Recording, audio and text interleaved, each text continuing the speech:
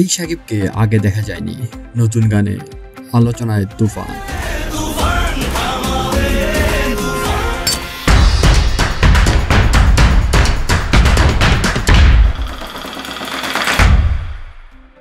Teaser এই গানটির কিছু অংশ শুনে কৌতূহল হয়ে উঠেছিলেন ভক্ত ও দর্শকেরা। তখনই অনেকে মন্তব্য করেছিলেন মুক্তির পর ঝড় তুলবে গানটি।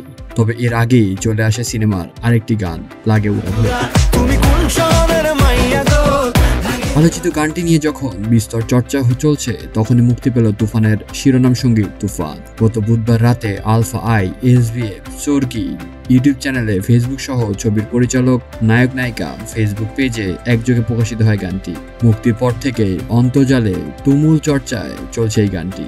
গানের গায়িকা, কথা, সুর তো আছেই। পর্দায় যেভাবে শাকিব খানকে উপস্থাপনা করা হয়েছে তারই তারিফ করছেন দর্শক ও সমালোচকেরা। বেশিরভাগেরই মন্তব্য, এই শাকিব খানকে আগে দেখা যায়নি।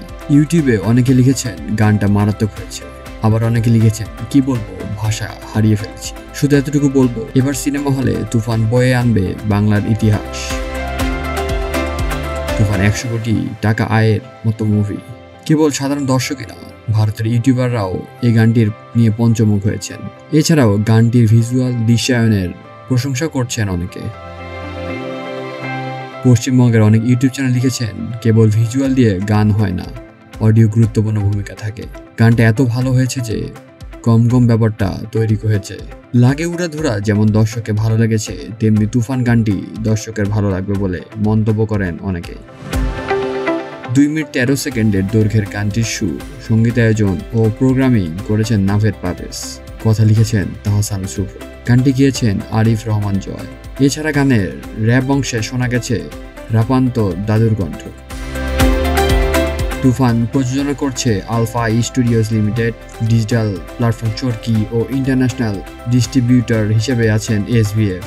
রায়হান রাফি পরিচালিত তুফান সিনেমাটিতে শাকিব খান ছাড়াও আছেন চঞ্চল চৌধুরী, মিমি চক্রবর্তী ও নাবিলা সহ আরও অনেকে। তো গানটি ভালো লেগে থাকলে চ্যানেলটি সাবস্ক্রাইব করতে ভুলবেন না। ধন্যবাদ।